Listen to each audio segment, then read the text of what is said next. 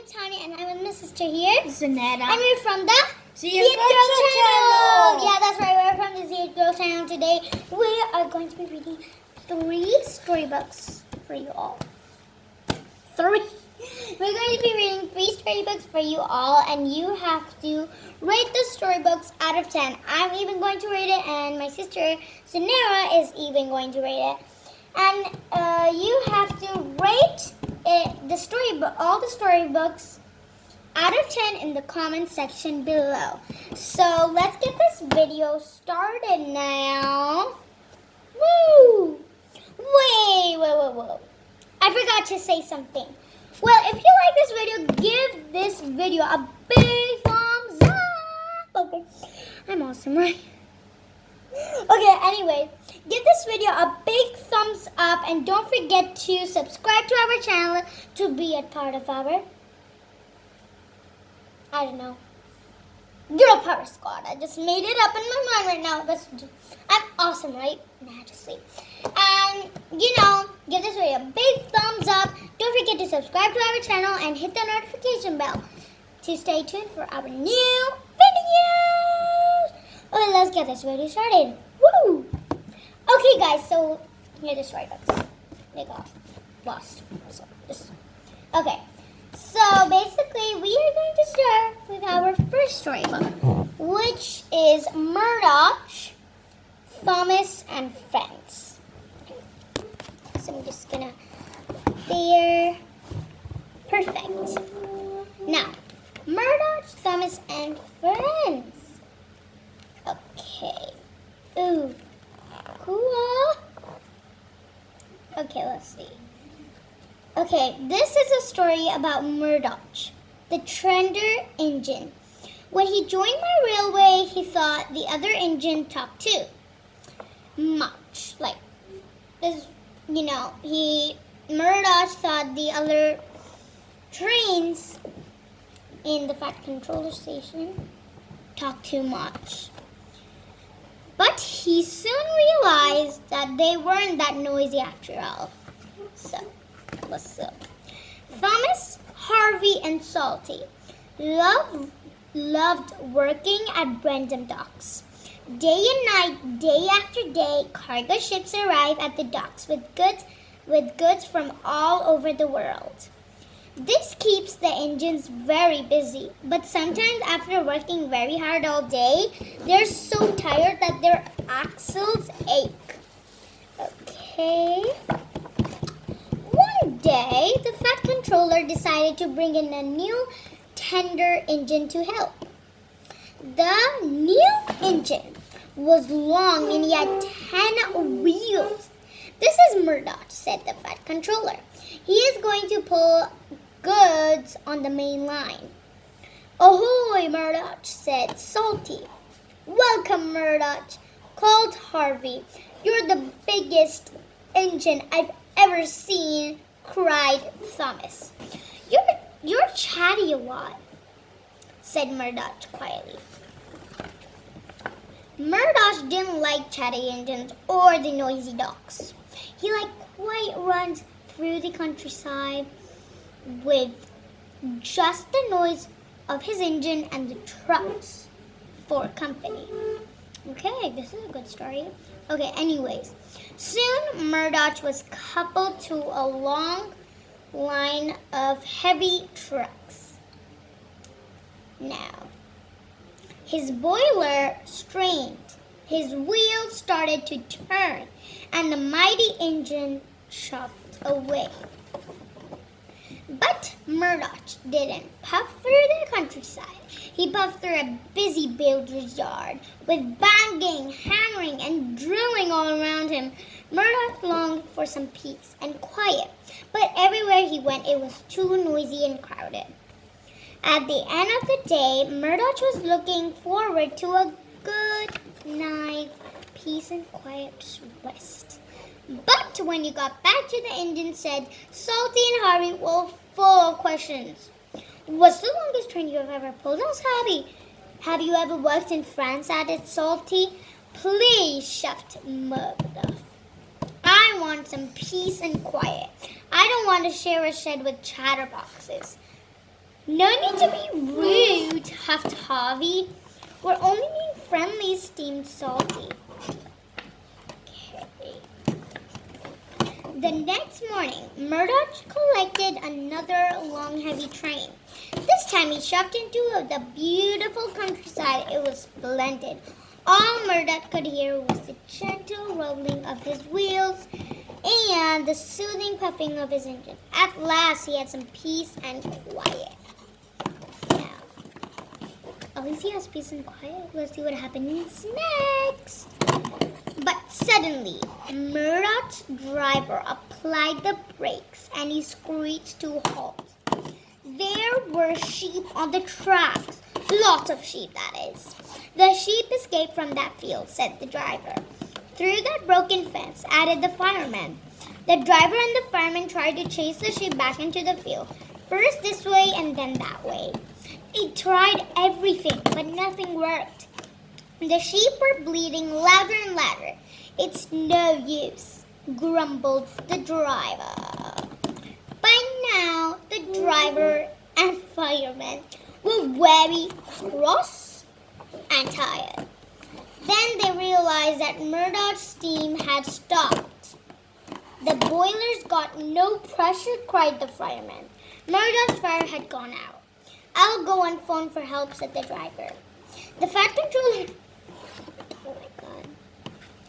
The fat controller was enjoying his afternoon cup of tea when he got the call. Murdoch is in trouble, he exclaimed, and I'll send him help right away. And the fat controller went straight to the engine sheds. Meanwhile, Murdoch was stuck with all the noisy sheep.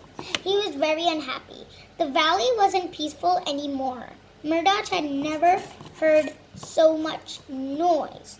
But at last, the farmer and his dog were beginning to move the sheep away. Chatty engines are much better than noisy sheep, muttered Murdoch. Just then, Salty and Harvey chuffed into the view. I'm glad to see you two, exclaimed Murdoch. We'll get you two out of there in no time, cried Salty. Before long, Harvey and Salty were hooked up to Murdoch. Then, with a heave and a half, they chuffed out of the valley together. Valley, what am I saying? Oh my God! Okay, that night, the engines were back in the sheds. Thank you for rescuing me, said Murdoch. I'm so sorry I was cross. I'm pleased to share a shed with you guys. And we're pleased to have you, replied Harvey in a happy, splendid voice. Hey, we are, added Salty, jolly. Murdoch had found his peace and quiet at last. The end. Woo, this was actually a really good storybook. Now, don't forget to comment down below how much do you rate this book. Okay, so I'm going to rate this book a 10 out of 10 because it's really cool. And it has a moral. Come on. Okay, so now how much do you rate this book? I almost rate this book a 10 out of 10. Oh, because you like it? Yes. Same thing for me. Okay, so how about you guys? Comment down below. How much do you rate that? Murdoch, Thomas and Friends book. Now we are going to read this. There was an old lady who swallowed a fly. Oh my God, I think this is like a rhyme, but also storybook at the same time. Okay, so if you didn't know, this is actually not a storybook, but it's kind of a storybook. I'm just going to read you this rhyme, which is, I don't know. So there was an old lady who swallowed a fly. I don't know why she swallowed a fly, but perhaps she'll die. There was an old lady who swallowed a spider. It wriggled and jiggled and tickled inside her. She swallowed the spider to catch the fly. I don't know why she swallowed the fly. Perhaps she will die. There was an old lady who swallowed a bird. How absurd to swallow a bird. She swallowed the bird to catch the spider. She swallowed the spider to catch the fly. I don't know why she swallowed the fly. Perhaps she'll die. There was an old lady who swallowed a cat. Fancy that, she swallowed the cat. She swallowed the cat to catch the bird. She swallowed the bird to catch the spider. She swallowed the spider to catch the fly. I don't know why she swallowed the fly. Perhaps she'll die. This is a disgusting rhyme. I didn't know this. There was an old lady who swallowed the dog. Oh my god. There was an old lady who swallowed the dog. What a hog to swallow the dog. She swallowed the dog to catch the cat. She swallowed the cat to catch the bird. She swallowed the bird to catch the spider. She allowed the swallowed the spider to catch the fly. I don't know why she swallowed the fly, but perhaps she'll die. Disgusting. There was an old lady who swallowed a goat. She just opened her throat and swallowed a goat. She swallowed the goat to catch the dog. She swallowed the dog to catch the cat. She swallowed the cat to catch the bird. She swallowed the bird to catch the spider. She swallowed the spider to catch the fly. I don't know why she swallowed this fly. Perhaps she'll die. Look at that. He's so fat now. Disgusting. There was an old lady who swallowed a cow. I don't know why she swallowed the cow. She swallowed the cow to catch the goat. She swallowed the goat to catch the dog. She swallowed the dog to catch the cat. She swallowed the cat to catch the bird. She swallowed the bird to catch the spider. She swallowed the spider to catch the fly. I don't know why she swallowed the fly. Perhaps she'll die. This is a fun rhyme, but also disgusting at the same time. Comment down below for you. Okay. There was an old lady who swallowed a horse. She's dead, of course. There was an old lady. Okay, Zanera, how much do you rate this story? I read the story 9 Why? because I read it too much because I like it. You like it. Okay, she likes it, guys, but I don't. So I'll give it a 4. I'm gonna give it a 4. 4 like and a half, I think, because this is fun but disgusting like at the same time. How about you guys? Now, the last storybook. Yes. Yay! Okay, the last storybook. Okay, Barbara shook Hazen. The Knight Who Was Afraid of the Dark. Pictures by Tony Ross. The Knight Who Was Afraid of the Dark. Okay.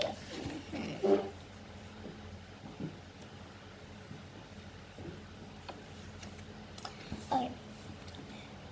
Barbara shook Hazen. The Knight Who Was Afraid of the Dark. Picture by Tony Ross. For the brightness, Emily and Sarah bring B.S.H. Now, look at this. Once, long ago, in the time known as the Dark Ages, there lived a bold and much-loved knight. He was called Sir Fred. He drove monsters out of the moat. He chased the dishonest merchants out of town and saved the fair lady Gwendolyn from a hideous 10-headed dragon. Look at that. There was only one crack in Sir Fred's armor. Sir Fred was afraid, knee-bumping, heart-thumping, afraid of the dark. He was afraid of the dark of the moon, the dark at the top of the steep stone stairs, the dark at the bottom of the big brass bed, and the dark between the head hole and the armhole when he put on his armor. Okay, that's not scary. Because he was afraid, Sir Fred kept his bedchamber bright with candles. He kept a bottle of fireflies on his night table and slept with his pet electric eel. Okay. Whom he took with him if and when he had to get up to go to the bathroom. Sir Fred was also afraid of being found out. Indeed, there was one who suspected. The one was the castle bully, Melvin the Miffed. Melvin the Miffed couldn't stand Sir Fred because he was better loved, especially by Lady Gwendolyn. Melvin the Miffed stalked the castle corridors, sneaking and peeking and trying to find the crack in Sir Fred's armor. Melvin the Miffed observed that Sir Fred did all his brave deeds in broad daylight. All the other knights liked the cover of darkness. He also saw that Sir Fred was only knight who did not cower under the round table during thunder and lightning storms. Indeed, the bolder the bolt, the better. Moreover, he observed that Sir Fred only met Lady Gwendolen on nights when the moon was full, which was why they seldom saw each other, and why Lady Gwendolen began to wonder if she was truly Sir Fred's true love. Okay. Now, things came to a head one dark day when Melvin the Myth sneaked up and peeked at a letter Lady Gwendolen was reading. If your true love truly wanted to see you, Melvin the Myth whispered, he wouldn't make up silly excuses not to. Wait, good point, Lady London said, tossing her curls and stamping her foot. Now, that afternoon, Lady Gwendolen embroidered a banner and hung it out of her window that said, meet me at the fountain at midnight or never see me again. Love questioned Lady Gwendolen. Sir Fred saw the banner and sank into deep despair. The evening sky was exceedingly dark and the moon was thin as a mouse's whisker. Sir Fred pummeled his pillow and hemmed and hawed. Ooh, whoa, shall I stay or shall I go? If I don't go, I will lose my lady love because she will think I don't love her. If I do go, I will lose my lady love if I will go, then nothing bad will happen. But because she will think I'm scared of the dark, which I am, of course, he's afraid of the dark. Oh my God. In the end, Sir Fred went. His fear was big, but so was his love. He went armed with a fistful of fireflies, a glowworm-studded shield, and his faithful electric eel wound around his arm. Lady Gwendolen was waiting by the fountain with her eyes tightly closed. At the stroke of midnight, she opened them and shrieked. That's what it actually says. That's what it actually says, guys. As she shrieked, she grabbed Sir Fred's hands, released the firefly, flung the shield to the ground, and tweaked the electric eel's sail, leaving Sir Fred terrified in total darkness. Again? Get off my true love, Lady Gwendolen shrieked again as she flicked a lingering firefly from Sir Fred's sleeve. To tell the truth, she then said, I'm terrified of bugs and all slithery things that creep and crawl. Sir Fred then did his bravest deed. He told Lady Gwendolen the truth about himself. I am, he admitted, afraid of the dark. Knee bumping, heart thumping, afraid of the dark. My favorite part is knee bumping, heart thumping, afraid of the dark. Well, you are even braver than I thought, Lady Gwendolen said, flinging her arms around Sir Fred, because you met me anyway, and you are brave as well as beautiful, Sir Fred said with a kiss, because you tried to protect me. Melvin the Myth was still sneaking and peeking around. He saw the link scene and snorted, how sickening. Then he stamped his feet and stalked off forever. Nobody saw him leave. Lady Gwendolen was too busy patting Sir Fred's electric eel and saying, he's not that scary as I thought he would be. Meanwhile, Sir Fred... Okay, she's really good. Meanwhile, Sir Fred was clutching his true love and... technical difficulties. Okay, continuing the story. The last page. Meanwhile, Sir Fred was clutching his true love and... Meanwhile, Sir Fred was clutching his true love and telling her, the dark's not so scary either with someone. Okay. So, Zanara, how much do you rate this story? 8. 8. Why do you rate it at 8? Because I love it so much. Okay, and why do you rate it at 8? Do you... technical difficulty! Okay. So she rates it at 8. How about you guys? Do it in the comment down below. And I rate this story a 9 or an 8. Because, like, I'm afraid of the dark too, so. Okay, anyways. So guys, if you like this video, give this video a big thumbs up. Don't forget to subscribe to our channel and hit the notification bell if you upload some new videos. Stay tuned. Okay guys, see you next time. Good.